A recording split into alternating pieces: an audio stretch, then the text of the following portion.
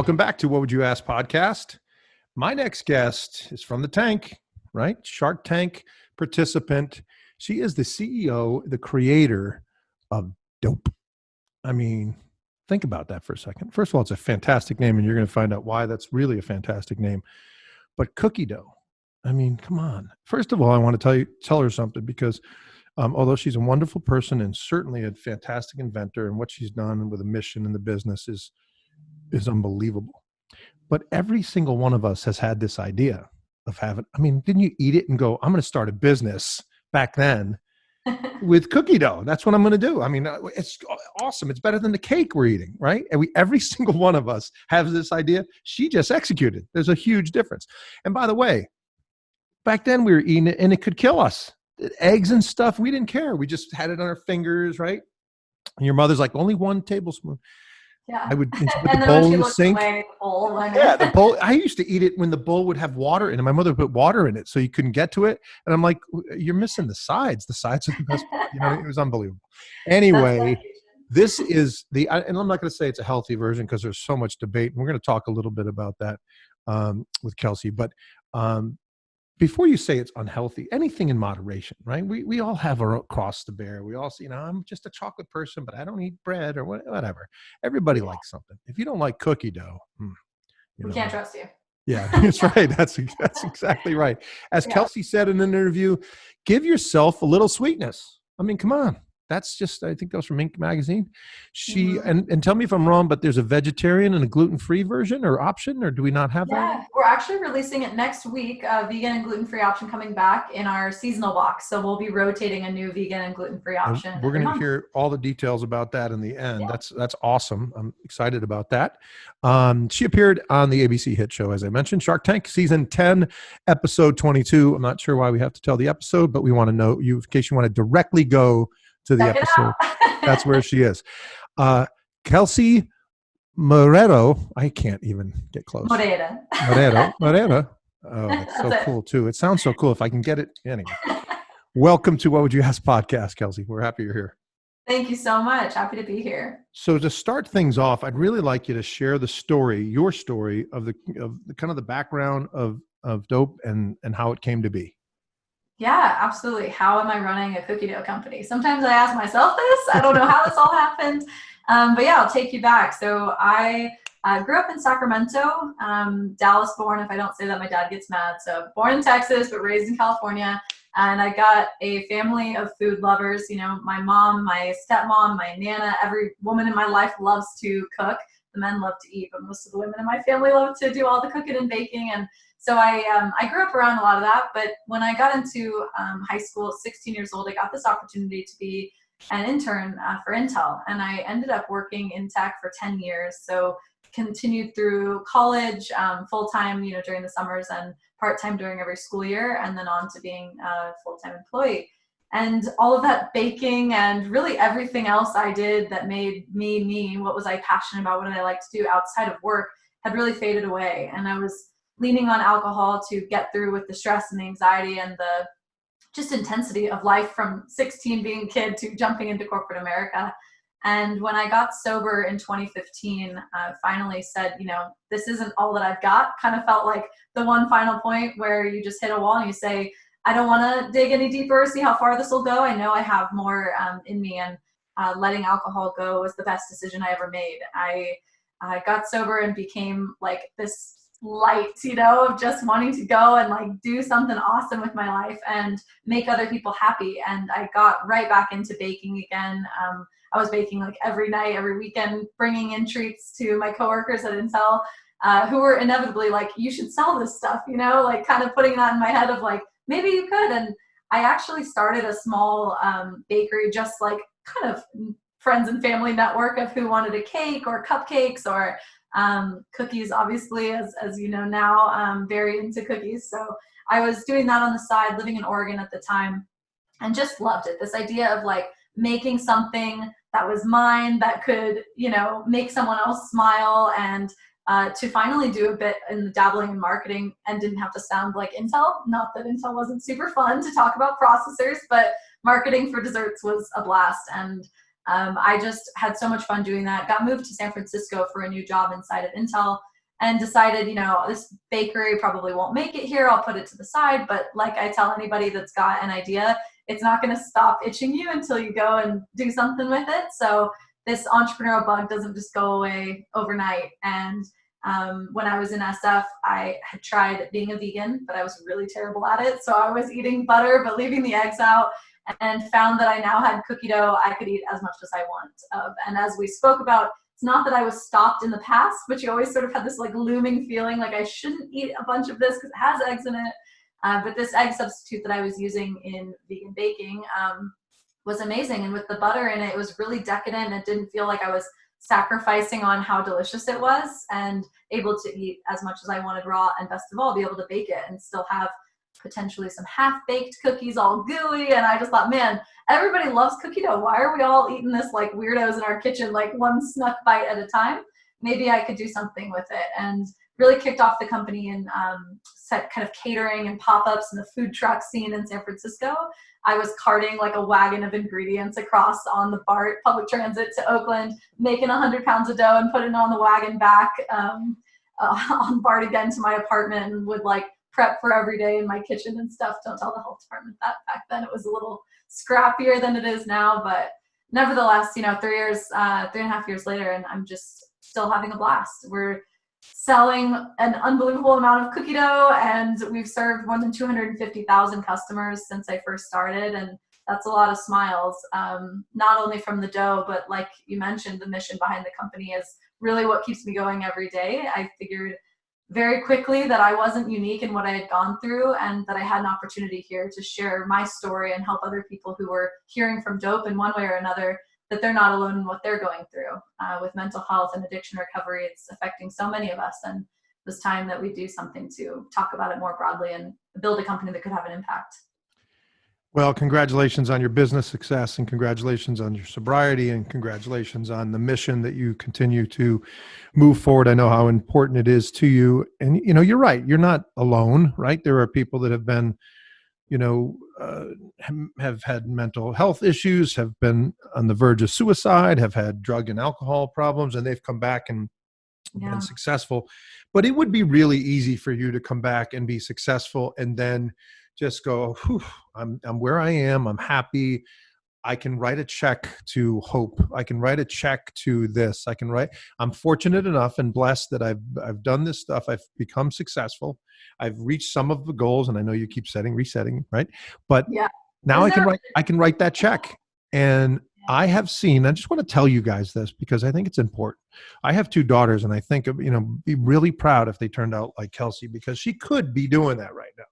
But I've got my crack staff guys from 2 local colleges that supplied me with videos of her being on the news with all these different charities and running these events and being a participant in the cause, and not just somebody writing the check. And that's really when you know that someone's has a mission, right? They're not just driving the business and saying, hey, we participate here. Can I get that plaque to put on I'd like to see people to see it when they walk in the store. So congratulations on all of that. That's all I want to say to you. Thank you. I really appreciate that. I think corporate social responsibility, while it has amazing intention and roots, right, it does oftentimes just become get the plaque, get the certificate, get the little seal that we're doing something good. And I said to hell with that. And I just wanted to build something awesome and really build an initiative that would touch a lot of different aspects, be it in our community, with customers that come in, with employees, trying to influence other employers even to implement some of the policies we have to help that dialogue be more open between employer and employee, particularly, a painful area in food service and retail. Like, you're just expected to be all on all the time, and we offer mental health days to our staff. So if you need the day off, it's no questions asked and no financial penalty.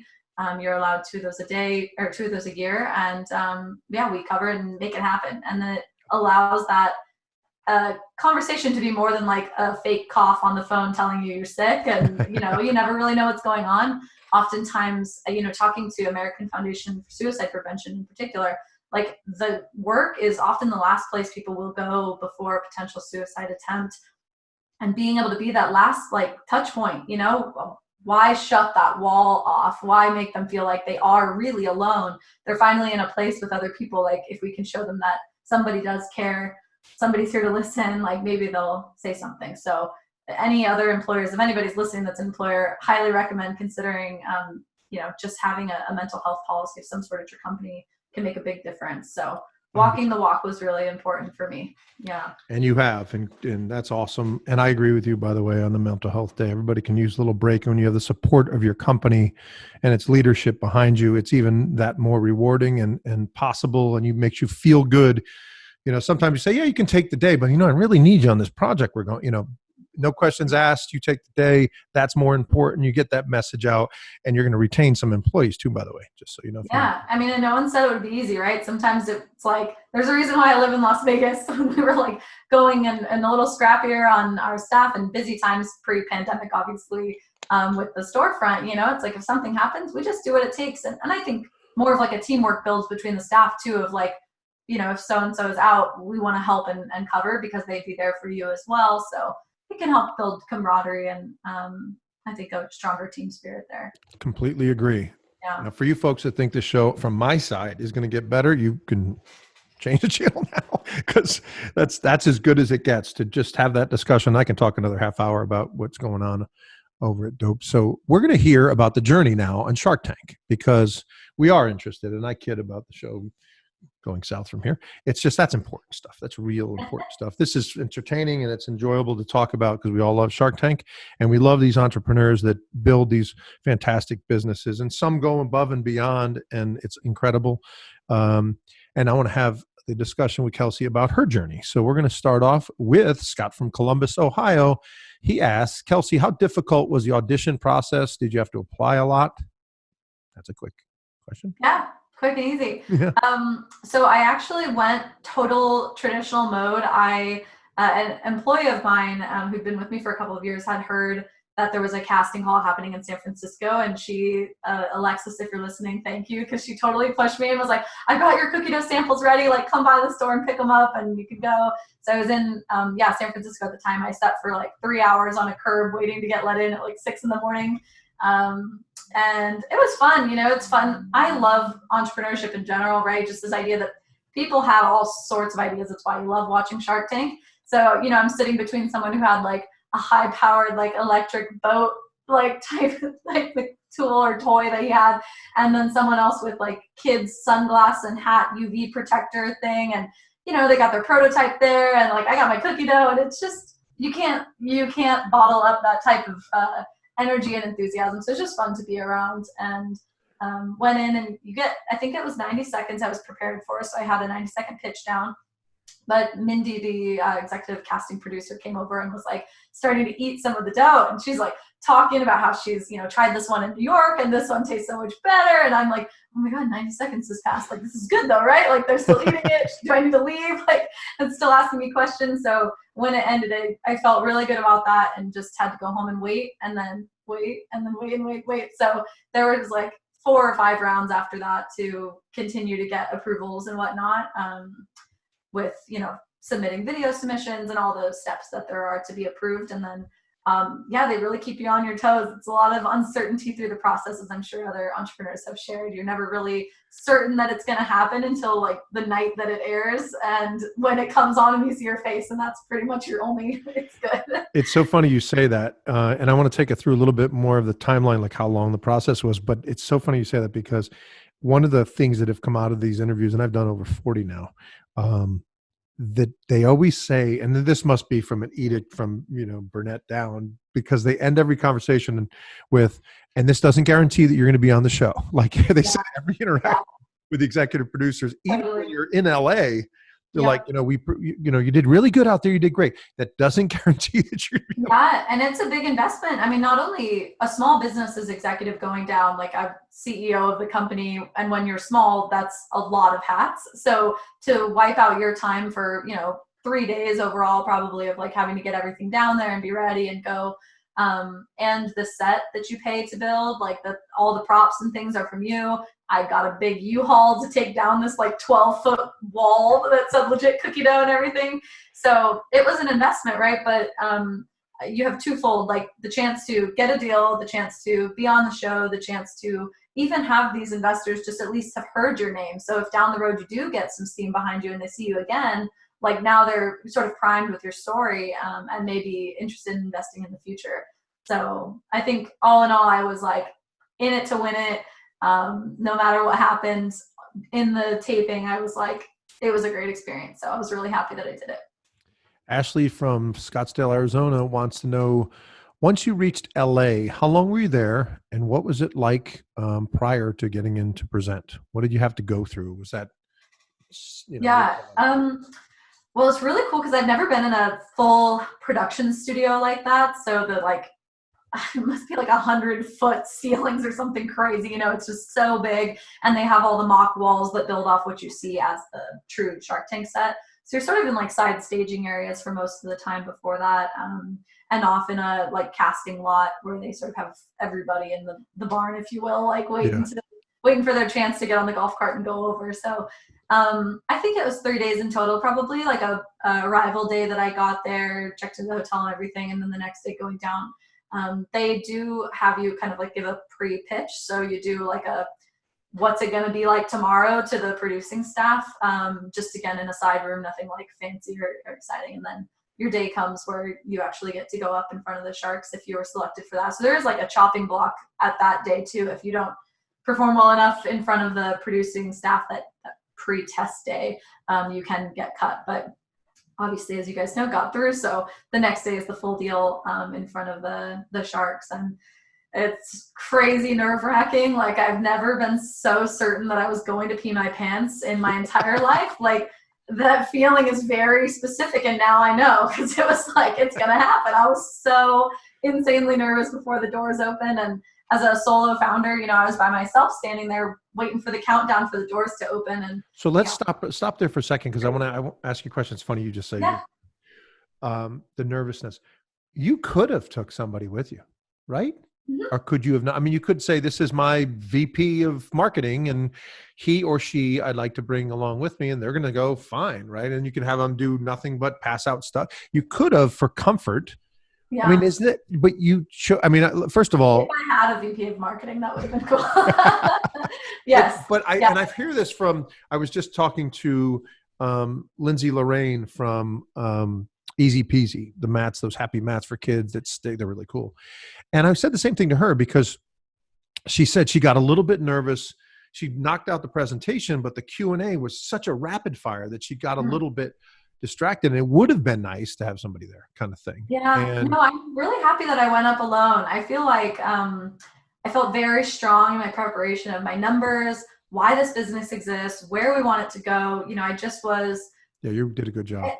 When you're fully engrossed in running your company like that, it's if you live and breathe it. It wasn't like in high school having to study to present about the dinosaurs or something. It was like, this is me. I am Doughp and Doughp is me, and I know what we're doing, what we've done, and where we're going to go. And I was just ready. So the nerves behind the door, like as soon as they opened, just like completely faded. And I just hit the mark and was like, I have prepared my whole life for this. Like, let's do it.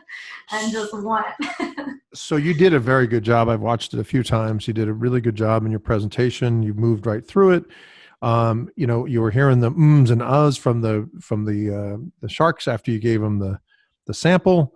So let's start talking about that a little bit. First of all, we have a question that's always asked, and I don't know why it is. It's become a staple for the Shark Tank, but many people ask it, so I can't attribute. Well, I can give it to Steve from Portsmouth. He was the last one we read it from, Portsmouth, New Hampshire. How intimidating was that 30-second wait when you hit your mark and had to just stare at the sharks? We have probably 15 people that asked that question. Yeah, it is funny. So you get to check your set just before it happens. So I technically had seen the room, which I think helps a lot with that being as awkward to me. Just are the sharks in there when you check your set? Yeah, on a phone call in the back, or Robert was walking by and just said hey, good luck, and sat in his chair. So it was they're human and they walk and have feet and it's oh, they're normal people. Okay, this is gonna be fine. So that helped a little bit. And then you hit the mark and they tell you to make a straight face and not smile, but inevitably I kind of cracked a smile. I couldn't just be like stone cold Steve Austin and like staring. So yeah, it was unique. Let's say that. We're just getting into the tank with Kelsey Moreira. Yeah, that was actually really close. Moreira, that was the best shot you've done so far. Getting better. I'm going to practice all day. I'm going to write it down 500 times and then send you a tape with me saying it, and I'll send it over. Make sure I get that right. If you have any questions for your favorite shark entrepreneur, make sure you get to our website, find out about all the membership, become an executive producer, associate producer, and help shape this show. Because obviously listening to me and looking at me, you know that I can't do it by myself. So I need your help. Whatwouldyoask.com is where you find it, and all the social media channels, Facebook and Twitter and Instagram and the places my kids know that I don't. So just, you know what I mean? Just find us. We're out there. TikToks and yeah, TikToks. And I honestly used to say Facegram, and then as a joke, and I started saying it, as a joke. I know Facebook, for God's sake. Awesome. But I said it a couple times as a joke, and then I started saying it on the air, and people were writing me going, come on, man. That's funny. I was just kidding. God forbid. My husband is from Brazil, so the way they say all the social media names in Portuguese, or Brazilian like version of it, Facebook, which sounds like how like my parents would actually pronounce it, and LinkedIn is LinkedIn. So yeah, they have a little bit of a twist on it all. Where I'm like Facebook. I like Facebook. I like it better than Facebook. It's got a little more pizzazz to it. Fun to learn. That's pretty cool. Yeah. Christina, that's not Christina, I'm sorry. It's Tina. Tina from New Haven, Connecticut wants to know, were there key points of your presentation that you felt were vital that the sharks understood?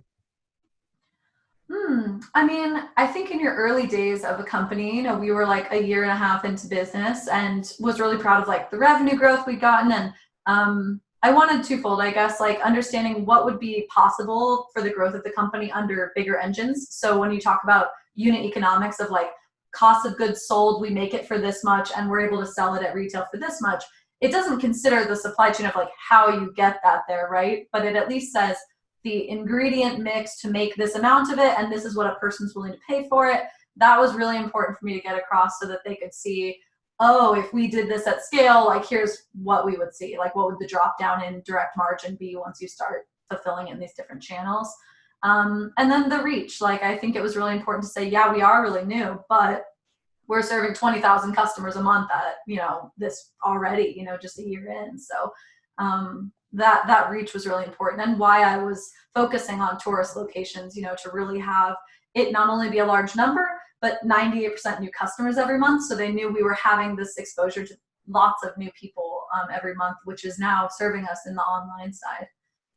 Were there any weaknesses that you thought, whether it was you had to go in there thinking that somebody's going to say something, and we'll talk, I have a few questions around the unhealthiness of the product, right? Yeah, that was not what I expected. Let's say that. I was like, it's what? What did you say? I'm sorry. That was totally not what I expected. You didn't expect that. Yeah. Did not expect that part. So, I guess, concerned about the valuation, which of course came to light with Mr. Wonderful's discussion. When you're early and there's so much unknown, it's unbelievable. It's really hard, because an investor is going to go off, well, what's your free cash flow right now? Right. And you want to go off, well, what's my potential over the next 2 to 3 years? And if you start baking out all these different channels, I've learned a lot about valuation now that we do have some weight behind us and some time. But during that period, it was sort of like, well, I can't just go off where we are now. I thought, I really thought looking forward, that growth that they would be a part of was worth more than where we were. But that's just kind of the dichotomy you hit at that stage. Yeah. Yeah. I think, and listen, I don't know anything about valuation, but I would say this from what I do know. If Mark Cuban and Mr. Wonderful, Kevin O'Leary, can't agree on how to get to an appropriate valuation, what does that say about it in general, right? And the other thing is, as you mentioned, if you are early on, the only way that valuation would work is if if took over your entire company. It just doesn't make sense, right? So their projections have to come into the equation, right? And the opportunity. Sometimes they say, "Oh, you're not in Bye Bye Baby yet." Well, I have a contract, and we're working it out. We're negotiating. It looks really good. You have to figure some of that. It's kind of like emotional too. In early days, they say like the investor is investing in you as a person, and in fact, like the angel investor that we got after taping the show. It's totally separate from Shark Tank, but he said at one point, like, cookie dough seems like a great idea and everything, but I'm investing in you, and I think whatever you do is going to be awesome. So it was like you start to get to those points where it's kind of a discussion about, do you believe in the person running the show, and do you think there is a viable market for what they're selling? Let's test it. And if you've got money to invest in a company to test, that's a great time to do it, because you will have a beneficial, advantage, because they can't fully prove that we're $200 million company yet or something like that. So the sharks liked your product. There's no doubt about that. They, just the fact that it's cookie dough, I think was going to raise the roof a little bit from them. I think from, look, I don't know them at all. But the public perception of them is that they have to be politically correct. So for them to say, I'm not going to invest in a company that is unhealthy when every kid out there is fat and a huge percentage of all that. I mean, that it gets overtaken. We can talk about, Fat Shack with Mark Cuban, right? He invested in Fat Shack, and I think he actually said, let's get fat when he was done, doing that, but yours is too unhealthy. And again, I'm not trying to dump all over Mark. He's a disciplined investor. He's a sharp guy. I think, and by the way, talk about anybody that invest in people.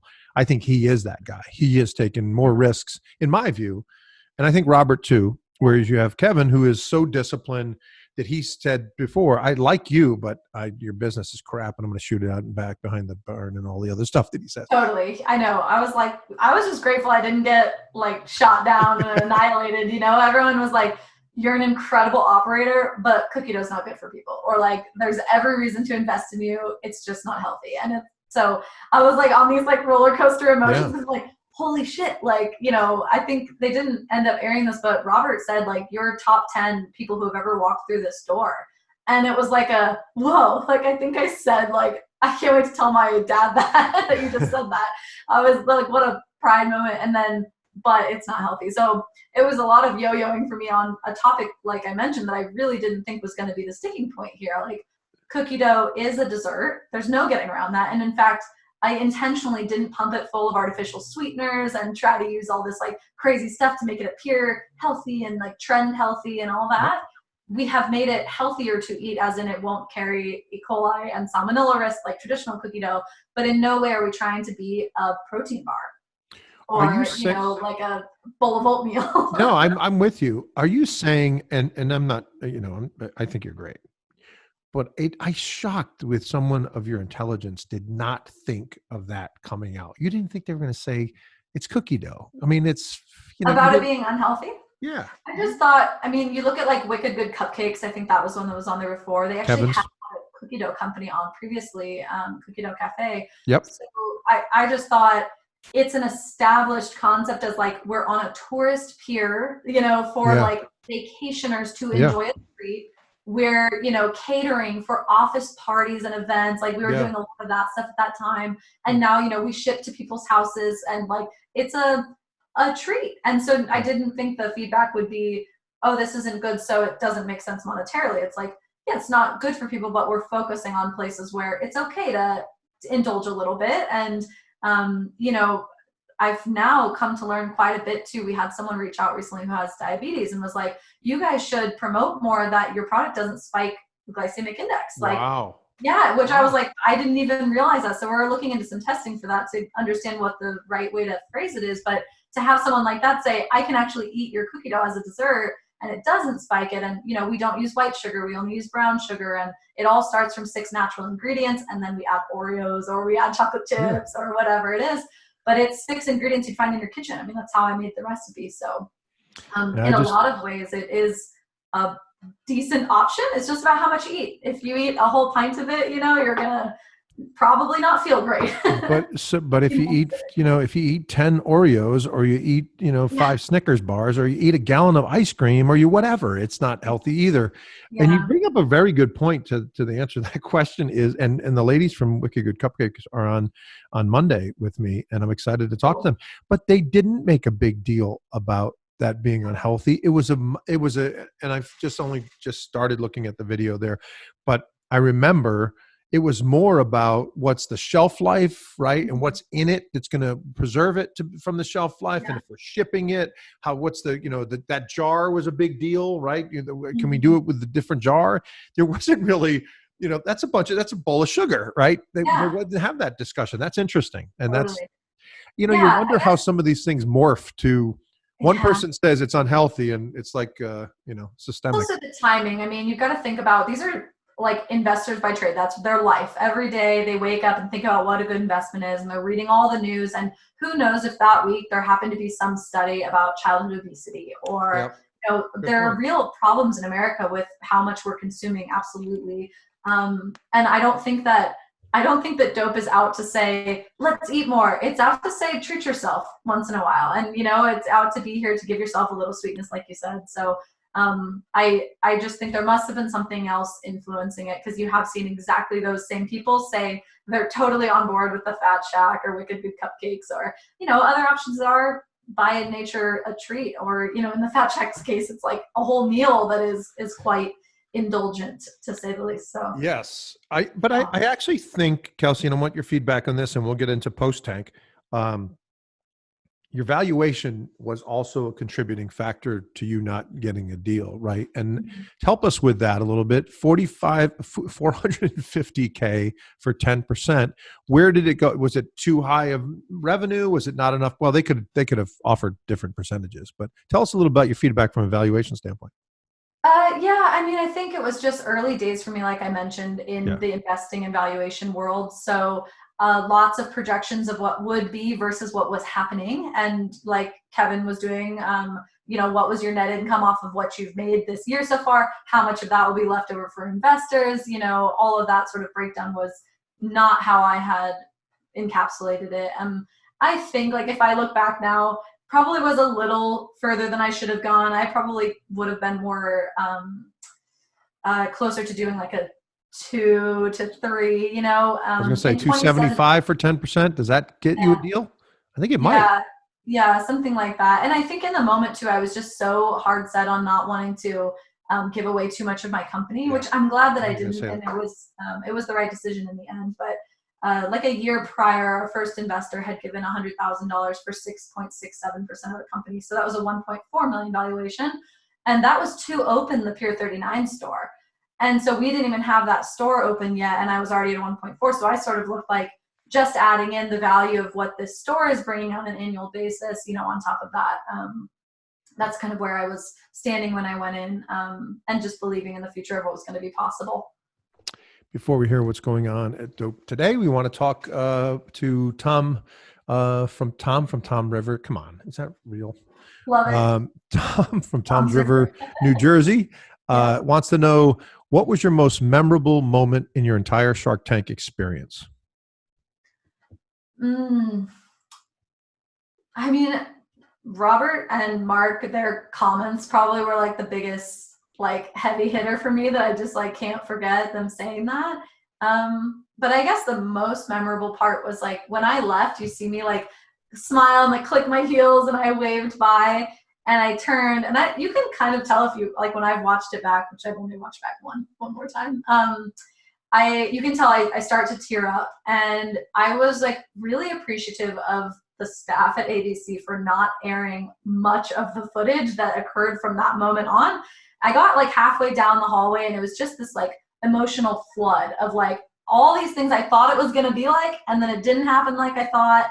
I didn't get the deal like I thought I was going to, and it was just an emotional cliff dive, and I lost it, full ugly cry. The camera will not get out of your face, so I was hyperventilating on the ground, please stop filming. And it was really awful, and I just thought, my God, I'm going to be on live television, losing it like a basket case. And I just held it together so well, business Kelsey. But then it was I was that, I was a little girl again who just got her lollipop crushed or something. And it was full just, animalistic reaction to not having something turn out right. So let's just touch on that for a second, because all that you go through, we see you walk into the studio for 7 minutes, do a pitch, and it was an hour and 15 minutes of filming. Right. So that's what I was going to say. First of all, we don't know how long you've been in there. And some people say, and that seems to be right. Or everybody says an hour and 10, an hour and 15, an hour and 20. That seems to be an area.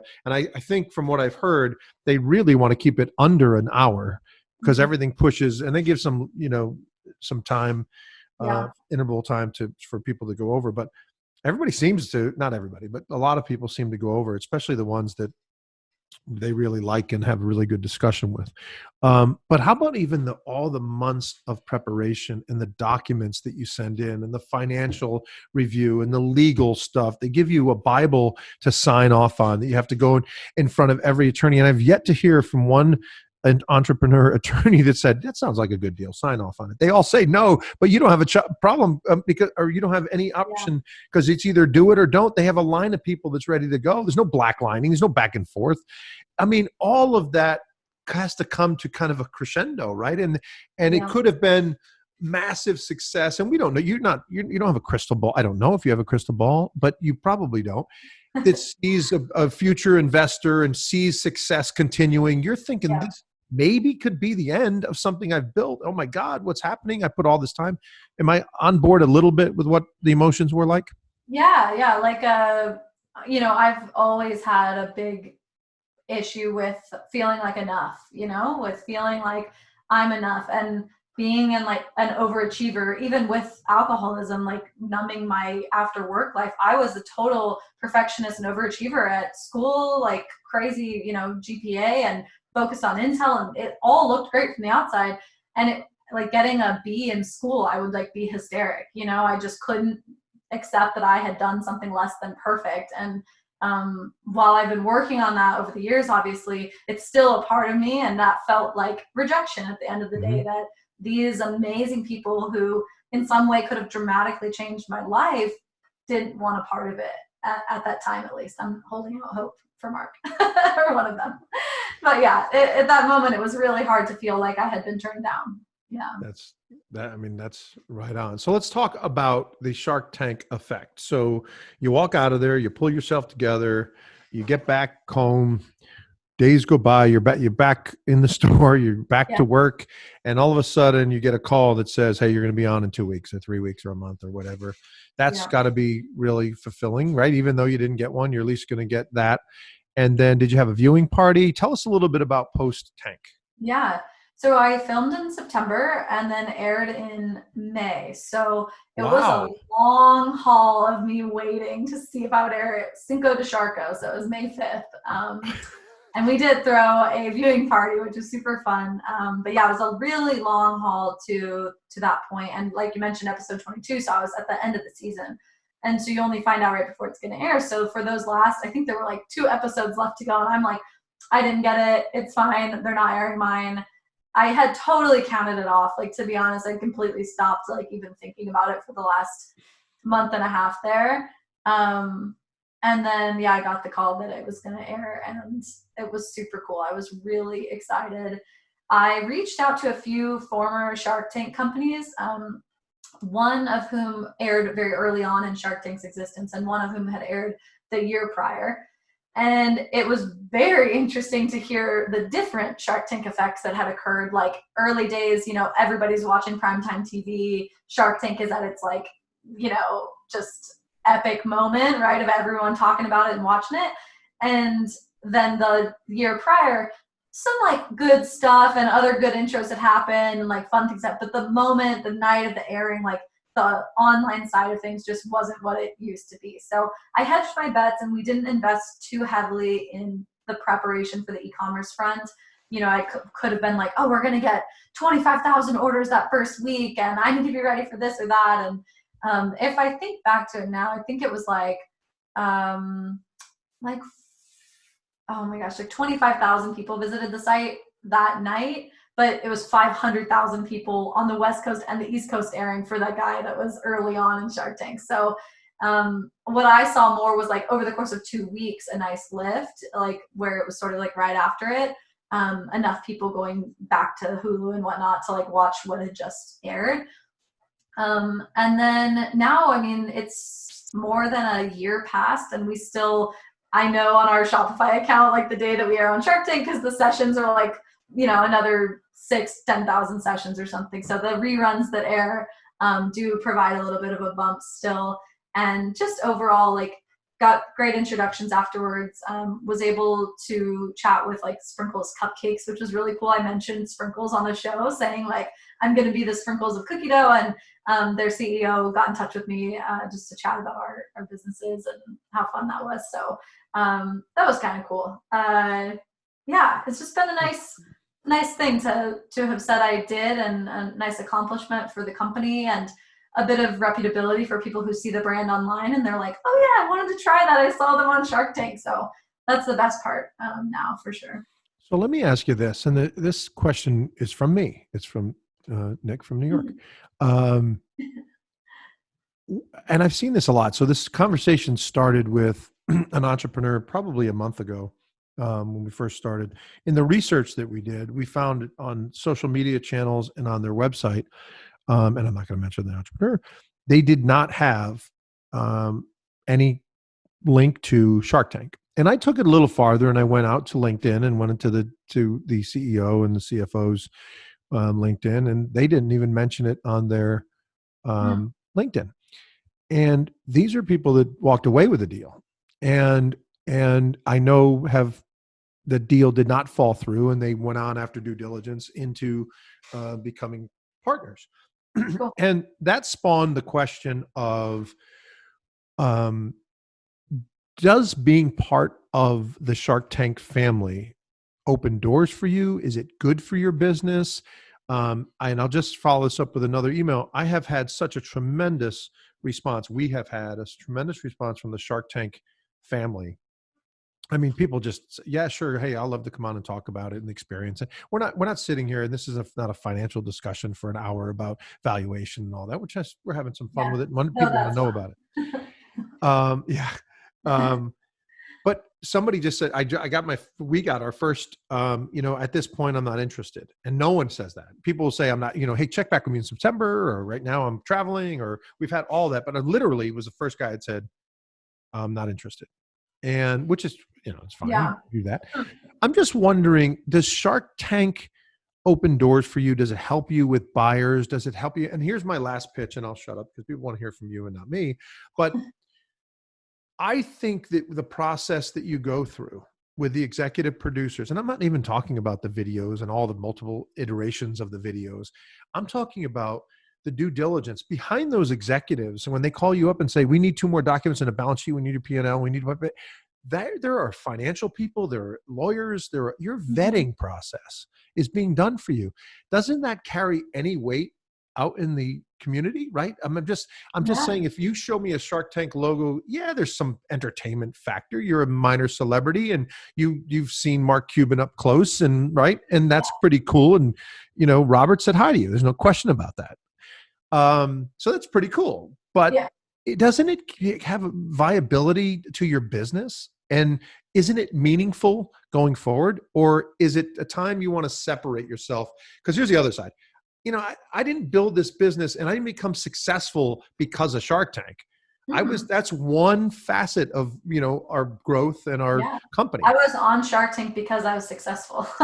That's right. So that's my point, right? Yeah. So tell me a little bit about that. I know you can go either way with it. Yeah, I absolutely think it adds value. I mean, like I said, I don't think Shark Tank would have let us go on the show if there wasn't some sort of viability for it, all the vetting you do go through. So in a way, it's like a bit of a badge of honor that like you were, I sell cookie dough, right? It's a commodity. Anybody can make cookie dough. And in fact, by the time I aired, another like probably 20 cookie dough companies have popped up across the country. So I think like the idea that I was selected for it had to say something about that Doughp was doing it different, that Doughp meant more with what we were doing, and had a bigger story to tell, and was given the opportunity to tell it on a national platform. So while I definitely don't feel like a celebrity, though that's really fun, I have been asked for one autograph when there was like a person coming in to buy some dough at the store, and I happened to be there that day, and she had like signed the bag for her daughter because she's a big Shark Tank fan.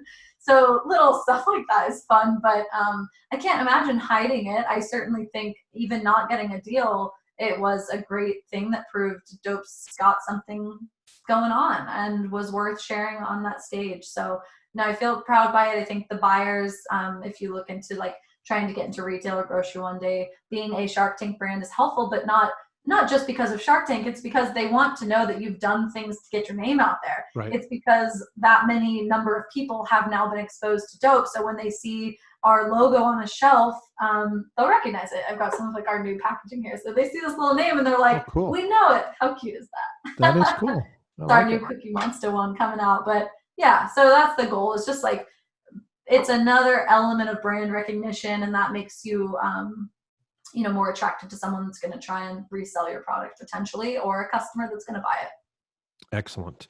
Yeah. So tell everybody what's going on at Doughp, what's new, how's it evolved since the tank. Take it from there. Totally. 2020, man. This year's been wild for everybody. So after Shark Tank, a couple months later, I did get another investor, and we opened up that flagship store in Las Vegas. It's right on the Las Vegas Strip. It's 900 square feet of cookie dough bliss. It's a do-it-yourself, booze-free cookie dough bar on the Las Vegas Strip. We make your perfect flavor for you. So we have our blonde cookie dough, and you can mix in whatever you want into the dough. We mix it for you. Luckily, that was already our method before the pandemic, so no hands on the dough from the customers. And you get in cones and cups and milkshakes, and it's just a blast. And the store is awesome and a great way for us to get across what we do with Doughp for Hope and all the mission-driven elements of the business. We've got raw truth cards on the table, so these like prompting questions for families or friends to ask, be a little more engaged with each other than staring at your phone or whatnot. Obviously some fun Instagram spots to take photos and everything. So if you come through Vegas, it's a great thing to check out. In November of last year, we decided to really focus on our e-commerce business, which had been in existence for most of Doughp's life, but hadn't really put any effort behind it with paid advertisements and that sort of thing to try and really drive new people who might want our product to our website. And it's been amazing. We grew our online business 100x since November, and just continuing to focus on how we can grow that. We were forced to close our storefront for the pandemic during the shutdown, but we were so hyper focused on how to grow our operations and fulfillment over the course of this just tremendous fast growth, which was only elevated by people being home for the quarantine. In April, you had pretty much the whole nation at home really looking for a little comfort food, and it was a great opportunity for us that we just continue to build on. So releasing new seasonal flavors, a new rewards program. We have a ton of stuff coming this fall at Doughp.com. That's awesome. Couple things. One is you said Doughp milkshakes. Are you kidding me? I mean, come on. So right. I can't even help myself. I have some Doughp here, and I just put a little nug of cookie dough in my protein shake yesterday before the gym. So I can't help myself. I'll find a way to put cookie dough and everything. I don't even want to think about that. Let me ask you a question about the competitors. Have you seen a continuation of growth in the competitors, or have you seen them kind of fizzle out and just not be able to sustain the business? I haven't caught too much wind of closures of some of them. There were, much like the cupcake craze, you saw a lot of different people from backgrounds, maybe like a stay-at-home mom who wanted to get back into something, or, someone like me that wanted to leave a career and try out desserts. Just a couple of closures that I've heard of, but nothing drastic. And I think some of those prompted by what's happened with the pandemic. If the storefront was your only existence, it is hard to make it. So I suppose it's more like a bifurcation of the focus area you've chosen. And if you were hardy enough in the online side, which, has become a really nice space for us to focus in. So there's plenty of room in the cookie dough space. And honestly, it's hilarious that, in 2017, when I started this, if you searched cookie dough, a bunch of Pinterest things would come up with recipes on how to make cookies. And now you search cookie dough, and it's like, there are a lot of companies making edible cookie dough, Nestle and Pillsbury included. That is wild that I thought of an idea that ended up becoming so good and well known enough that now Nestle and Pillsbury have also done it themselves. We still have a lot to stand on trying to make it with more natural ingredients, no preservatives, giving back. Like, there's a lot of reasons why you should buy Doughp over Nestle and all that. But it was a little checkbox of like, holy shit, I was onto a really good idea that these big players are now trying to copy. Imitation is the, flattery. Flattery, hell yeah. So congratulations on that. Where should we send everybody? Doughp.com, I imagine? Doughp.com is the place to be. It's DOUGHP. For those of you who thought we were just saying DOP this whole time. Come on. DOUGHP.com. And we're also at Doughp on Instagram and Facebook. We're at Eat Doughp on Twitter. So we're all over for the conversation. And we totally encourage people to follow us on Instagram. We do Mental Health Mondays, and we love when people reshare it on their social platforms. A little bit of positivity on the mental health front to start your Monday off. That's awesome. Congratulations on all your success, Kelsey. This is legit cookie dough, like the sign says behind her. I mean, that's just good stuff. And I'm excited for you. I'm excited for your business and the mission that you're taking forward and all these, we can go on and with all the people that are looking at Shark Tank, and then they take, there's people out there with a lot of money. And as soon as one idea comes up, they go, hey, can we run with this? Run with that. I've read a lot of stuff about it. And that is flattering, right? There's, your success all of a sudden spawns 20 companies around the world that are doing it because you've done it. And then, the whole Pillsbury and Nestle thing is it's awesome. So I want to thank you for being here. I really appreciate your time today. It's been fun. Cool. Likewise. Thank you so much, and have a dope day. You do the same. Stay with us, folks. We'll be back with more What Would You Ask podcast in a second.